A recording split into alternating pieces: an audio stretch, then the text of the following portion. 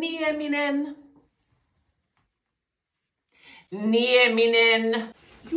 Juu, tullaan. Hei. Ja mikä sinua vaivaa?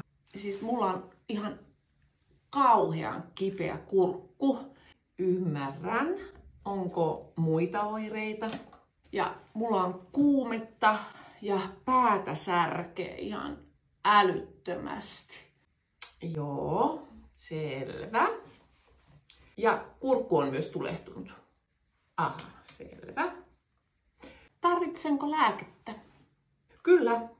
Määrään sinulle antibioottikuurin ja särkylääkettä.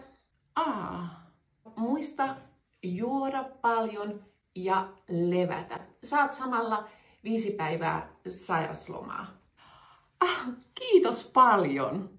Hyvä. Ei muuta kuin sisulla eteenpäin.